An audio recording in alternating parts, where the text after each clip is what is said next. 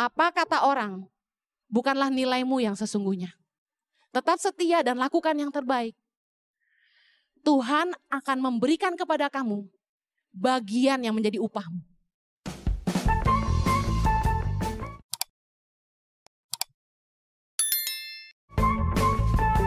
Kerja tuh harus tajam dan fokus.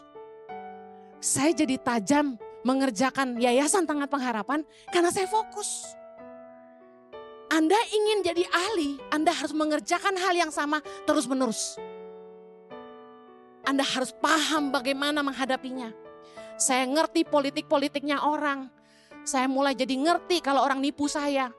Sekarang saking ahlinya, orang duduk sama saya langsung bisa baca motivasinya. Saking udah biasa dibohongin, ditipu orang, dipolitikin orang. Ketajam itu sampai di tingkat duduk sama saya ngomong, mau ini, saya langsung tahu. Motivasinya gak bagus. Atau saya langsung tahu orang ini benar-benar punya hati yang murni. Diberi Tuhan ketajaman sampai di level itu, makanya kalau mau buka proyek saya harus turun sendiri. Kalau saya turun, saya langsung bisa mencium, ini yang harus dilakukan. Setajam itu. Kalau Anda tidak melakukan sesuatu terus-menerus secara konsisten, Anda tidak fokus, Anda tidak tajam. Mari tentukan apa yang kamu mau buat di hidupmu. Jangan bentar-bentar jualan bakpao. Bentar-bentar ganti lagi jualan bakso. Bentar-bentar ganti lagi jualan pempek. Maunya apa sih kamu gitu kan? Karena saya ketemu ada orang yang enak cuma masak satu hal itu aja. Saya cobain masakan dia yang lain, gak enak. Kita harus ketemu apa sih satu hal di hidup kita yang membuat kita jadi excellent. Karena everybody will be known for one thing. Amen. Ada anak muda yang tanya gini, Ciheni, kalau kita dikasih kerjaan banyak kan kita jadi gak fokus. Apa tuh, gimana tuh caranya memperbesar kapasitas tapi kita tidak tajam, dia bilang gitu. Dengar, kapasitas bicara soal tanggung jawab. Tapi ketajaman bicara sesuatu yang membuat kamu sangat hebat di situ. Saya hari ini, saya tidak mampu running gereja. Saya nggak becus jadi gembala. Suami saya sangat hebat running gereja. Jadi saya suruh dia aja yang ngurusin. Tapi pada kapasitasnya, orang panggil saya ibu gembala. Tapi apa yang saya tajam? Cuma khotbah. Jadi saya bilang, Jo, aku gak ikut-ikut. Kamu sama Felix yang urus gereja aja. Aku khotbah aja. Paling apa sih yang saya tajam? Ya soal yang bersih-bersih itu, toilet-toilet itu. Yang kalau Anda buang sampah sembarangan, makan di auditorium, nah itu bagian saya. Nah itu yang saya ngurusin. Tapi yang saya mau ngomong gini. Anda mungkin punya banyak talenta. Anda mungkin dipercaya Tuhan banyak hal. Tapi Anda gak akan jadi sangat excellent. Kalau Anda gak ngerti sebenarnya senjatamu yang paling ampuh tuh apa? Mungkin saya akhiri dengan kesaksiannya. Orang mungkin gak menghargai kerja keras kamu. Orang mungkin gak menghargai apa yang kamu udah buat yang terbaik gitu. Ada yang anak muda bilang gini, bos saya gak menghargai meskipun saya udah lakukan yang terbaik. Saya kasih tahu, kalau kamu kerja bukan buat dipuji. Kamu berikan yang terbaik karena satu nilai kamu. Kamu selalu melakukan yang terbaik, tidak bisa tidak. Tuhan akan menyediakan upahnya bagi kamu. Kalau bosmu tidak bisa menghargai kamu, Tuhan akan bawa kamu ke tempat di mana kamu seharusnya.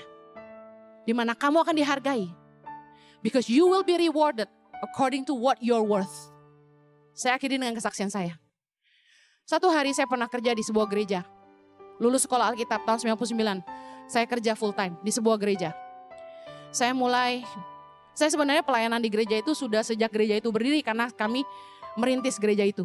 Waktu masih kuliah, tahun 96. 99 saya lulus sekolah Alkitab, kami full time. Saya digaji dengan persembahan kasih tentu ya. Dengan nominal yang sangat rendah menurut ukuran Australia. Satu hari setelah saya kerja sekitar 4 tahun sebagai full time, dengan gaji yang underpaid, di bawah standar, gereja kami diaudit pemerintah. Anda tahu Australia nggak main-main soal aturan kan? Pajak harus bayar. Kami diaudit sama pemerintah karena gereja punya uang jutaan. Nah, kemudian mulailah auditor datang ke kami dan diketahui bahwa staf full time bekerja di gereja itu gajinya semua di bawah standar. Akhirnya dengan sangat terpaksa gembala menaikkan gaji semua staf full time sesuai standar Australia. Tapi standarnya itu kan ada yang paling minimum sampai seterusnya ya. Nah, ketika kami dipanggil satu-satu, ingat saya udah pelayanan 8 tahun, 4 tahun full time. Saya dikasih tahu, Henny, gaji kamu sekian. Sekitar $21.000 Australia per tahun, bayangin. Itu tuh UMR, ibaratnya UMR, itu tuh yang terendah sekali. Like beginner, mungkin anak lulusan SMA gitu, yang baru kerja. Saya kaget, saya sedih sekali. Saya sedihnya bukan karena nominalnya, Anda tahu. Sebelum digaji segitu pun saya melayani dengan sukacita. Tapi yang membuat saya sedih adalah, oh nilai saya, kualitas saya di mata pemimpin saya cuma segitu. Ngerti ya? Ternyata saya tidak terlalu berkualitas di mata mereka sehingga mereka menilai saya sekian saja. Saya sedih, berarti saya belum kasih yang terbaik dong. Padahal sebenarnya tanggung jawab saya banyak banget.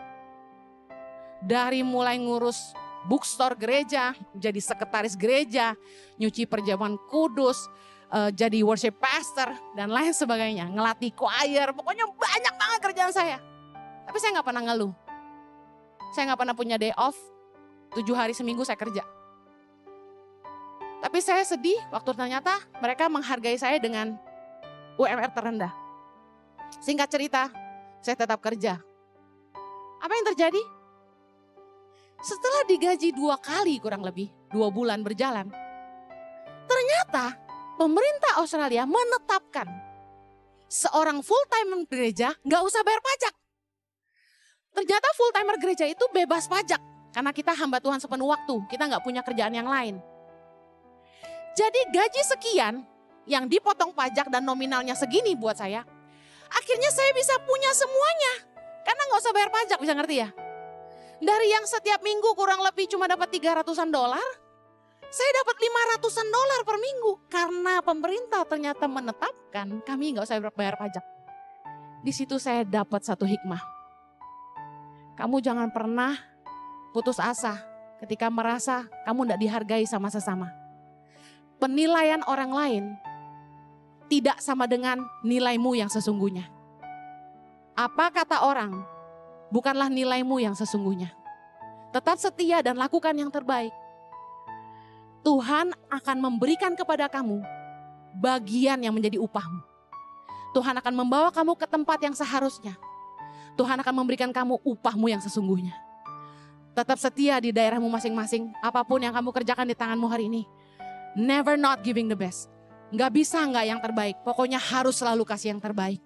Percayalah, kualitasmu ditentukan dari karyamu, jangan sampai tidak berbuah, jadilah orang yang berguna.